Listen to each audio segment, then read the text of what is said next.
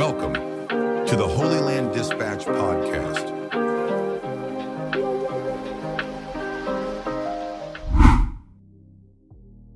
Hello and welcome back to the Holyland Dispatch podcast.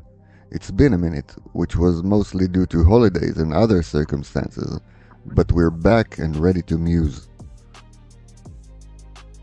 My mom recently reminded me of a story. I was likely 6 or 7 years old, naive and childish as children can be. There was a kid where we lived who was around my age, and he used to bully me.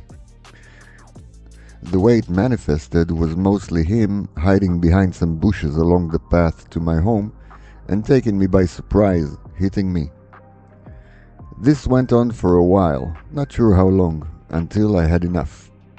One day, as I walked home, alert and ready, he jumped from behind the bushes, fully intending to hit me again. Only this time, I didn't curl into a ball and take it. Realizing I'm just as strong as he is, I grabbed him and put him on his back. I proceeded to sit on top of him, and with whatever anger I mustered, I threw my punches with everything I got. Apparently, his mother stood at the entrance to their house and watched this with a smile. She didn't smile because she took pleasure in the fact that her son was on the receiving end of a beating, albeit a beating from a 7-year-old. She smiled as she recognized the moment. Her son, as we all do, received some feedback, otherwise known as consequences, for his violent behavior. That is how society works. We don't operate in a void, and if we're being violent, eventually there will be somebody who will keep us in check. Why am I going down memory lane here? Well, I never had any issues with that kid before he started attacking me. Never have I done anything to him or even sought him out for any reason. We simply clashed over his need to establish some dominance or satisfy something completely internal to him. How would you call such a situation? In literature, you might refer to this as conflict. My interest of leading a childish, carefree existence conflicted with his interest in whatever the heck it was that drove him to hit me. But if we look at this again, was there really a conflict there? Many people call the situation in our region the Israeli-Palestinian conflict. In much the same way, this is at best a misrepresentation of fact. Israel has no conflict with the so-called Palestinians, other than the fact that our desire to keep breathing conflicts with their desire to bring this situation to an end. We have no qualms, no conflict. Much like that kid in my childhood, Israel was attacked time after time after time. Much like myself, it took the abuse for the most part with no reaction.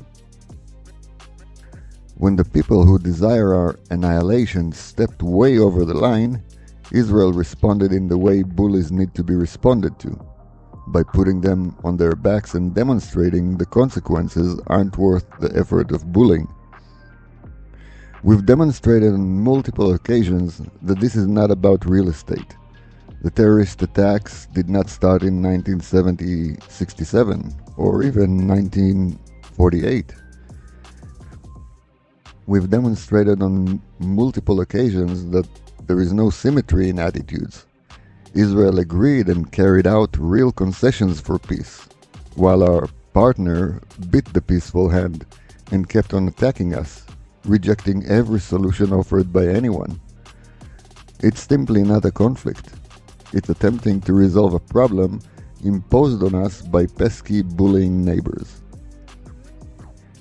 Now, while we're demystifying harmful euphemisms, let's talk a bit about another one, the extremists on both sides. As you might recall, we've talked about the both sides camp in our previous episode. This time I thought I'd spend a couple of minutes discussing this misnomer. In an effort to avoid reality and then being forced to actually deal with it, delusional lefties would fall back to the extremists on both sides argument.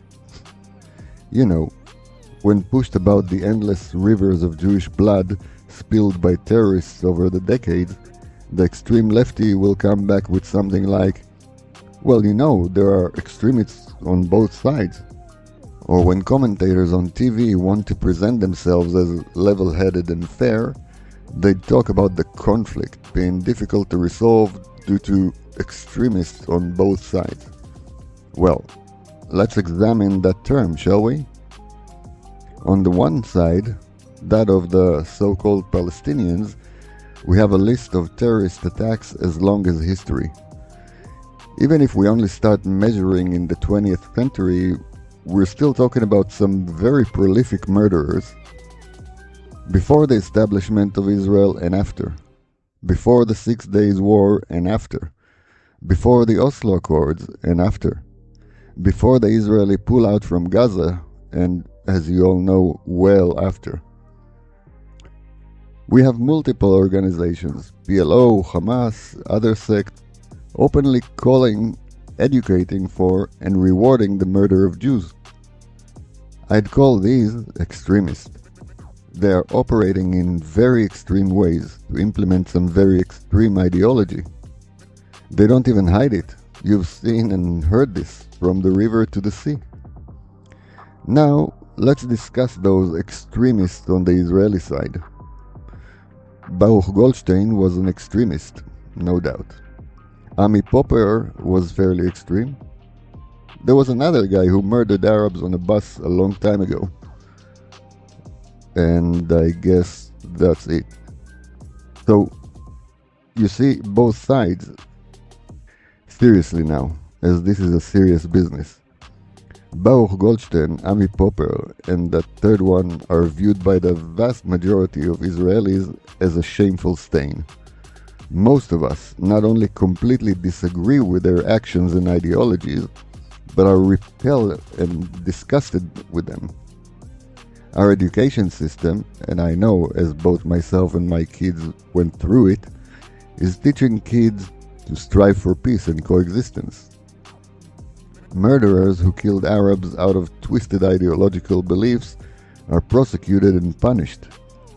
They are not being slapped on the wrist either. They are sentenced for life in prison and are not simply released when no one's watching. But, some might say, even in your governments there are extremists. Some might ask, what about Smotrich and Ben Gvir?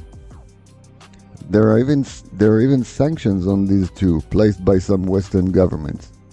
Okay, so first, assuming I accept that these two ministers are extremists, this is still two ministers on our side who never participated in murdering Arabs in comparison to whole organizations and huge chunks of the so-called Palestinian population who support and participate in the murder of Jews. Second, that assumption that Ben Gvir and Smotrich are extremists is simply not accurate. What do these two ministers represent? What are the ideals they promote? They strongly object to the delusion of buying fake peace in return for land concessions. Not extreme at all. They want Israeli sovereignty over all of the lands that are part of Israel. That includes the Gaza Strip as well as Judea and Samaria. Now that might feel extreme to some, I get it. But let's think about that for a moment longer. These legitimate parts of Israel were handed over to the PLO as part of the dreadful Oslo Accords. That was a concession made by Israel in hopes that it would bring peace. This was Israel knowingly handing over land that obviously belongs to the Jewish people who came from Judea to an enemy. Ben Gvir, Smotrich, and their voters strongly objected to the two-state delusion and the handing over of land. Not only was this not an extreme take, in fact, it was the correct one. Those two so-called extremists were among the people who were actually right. They had what we might call conventional wisdom, not extreme at all. Oh, but now that we have the Oslo Accords, is it not extreme to consider these lands Israeli and push to have sovereignty over them? Well, not really.